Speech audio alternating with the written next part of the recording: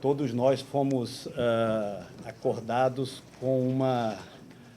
um movimento quase que de pânico em alguns estados brasileiros,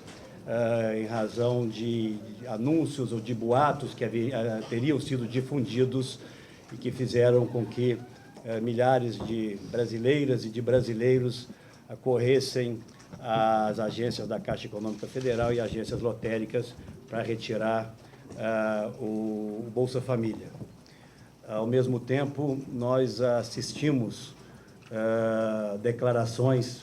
não de quaisquer pessoas, mas declarações de algumas das principais autoridades brasileiras, como uma da Presidente da República, que em viagem ao exterior considerava aquilo, e nós concordamos com a declaração da Presidente da República, algo absurdamente desumano, entre aspas, e considerava seus autores criminosos, ou ato criminoso, entre aspas. O ex-presidente da República, no mesmo momento, considerava aqueles boatos coisa de, abro aspas, para o ex-presidente da República, gente que vê o mundo para fazer o mal. Uma ministra de Estado diz que aquilo deveria ter sua origem na central de notícias da oposição. O próprio ministro da Justiça apressou-se em dizer que não se afastaria a hipótese de ter havido, entre aspas, orquestração desses boatos.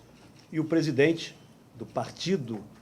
da Presidente da República, o presidente nacional do PT, disse, abro aspas também para ele, o terrorismo eleitoral já começou. Desde aquele final de semana, já nas primeiras horas, nós conversamos e tivemos a iniciativa de cobrar da Polícia Federal uma investigação célere e profunda sobre as origens daquele grande tumulto que havia ocorrido em cerca de 13 estados brasileiros. Pois bem, queremos que essas investigações sejam concluídas. Se eventualmente houve disseminação de um boato, seja através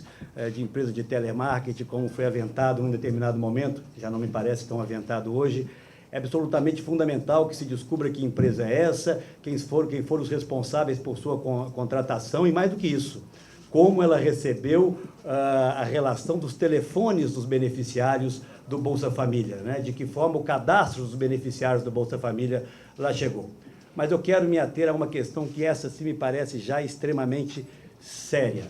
Segundo declarações de ontem do senhor Jorge Hereda, presidente da Caixa Econômica Federal, já alterando uma declaração do seu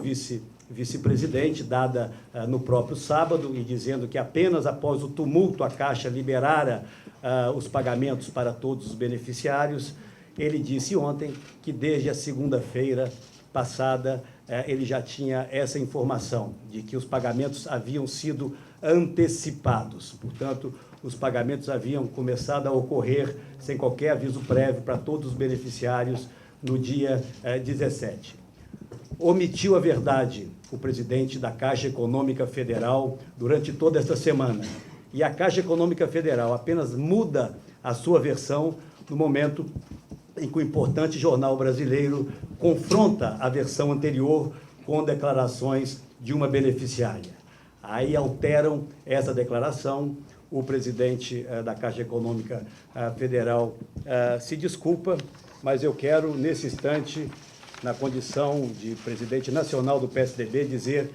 que são muito poucas as desculpas já havidas até aqui.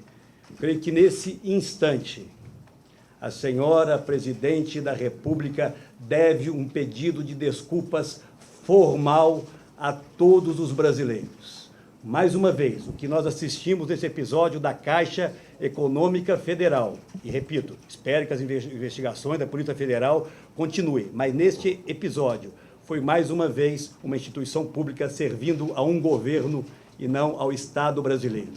Isso remonta episódios tristes, mas ainda frescos na memória dos brasileiros,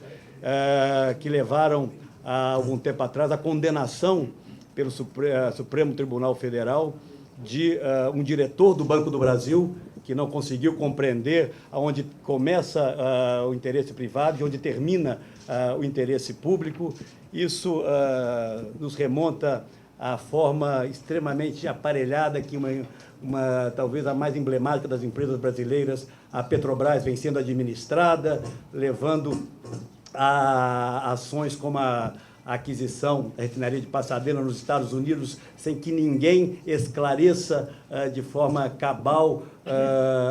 quem são os responsáveis por aquele ato insano. Portanto, eu cito apenas alguns poucos exemplos para dizer que, lamentavelmente, mais uma vez, a lógica do governo petista se repete. As instituições públicas a serviço dos interesses de governo. Volto a essa questão central e, em seguida, eu quero passar a palavra para o líder, Carlos Sampaio, da Câmara, em seguida para o líder, Aloysio Nunes, no Senado, é que o comportamento da Caixa Econômica Federal, ao omitir informações de que eles já dispunham, inclusive já dito e confirmado pelo presidente Jorge Hereda, eu acho que faz com que nós, todos brasileiros, esperemos, quem sabe, até uma convocação de cadeia de rádio e televisão. Então, a feita, né, que a presidente a essas convocações, para que ela, de público, possa pedir desculpas aos brasileiros, tanto pelas acusações que foram feitas, de forma, a meu ver, extremamente injustas, mas, em especial, por aqueles que sofreram, segundo a presidente da República, um ato absurdamente desumano e até mesmo criminoso. Portanto, eu passo a palavra ao líder Carlos Sampaio, que esteve agora há pouco com o diretor-geral da Polícia Federal, tem mais detalhes sobre esse caso, confirmando apenas que tanto na Câmara como no Senado foram convocados, estão sendo convidados, porque não é ministro de Estado, o presidente Jorge Hereda. Na Câmara estão sendo convocados a ministra a ministra Campelo, desculpe, que é responsável pelo programa Bolsa Família, e a ministra Maria do Rosário, que acusou, a meu ver, de forma irresponsável as oposições no momento em que surgiram em que os fatos surgiram. Portanto, eu vou estar à disposição, nós temos alguns outros assuntos, se vocês quiserem, para tratar, mas acho que a primeira etapa, a primeira parte desse nosso encontro tem que ser esse, de forma absolutamente clara, e reitero, a presidente da República, a senhora Dilma Rousseff, está na obrigação de pedir desculpas públicas aos brasileiros pelo ocorrido e pela omissão da Caixa Econômica Federal, pela omissão da verdade protagonizada pela Caixa Econômica Federal.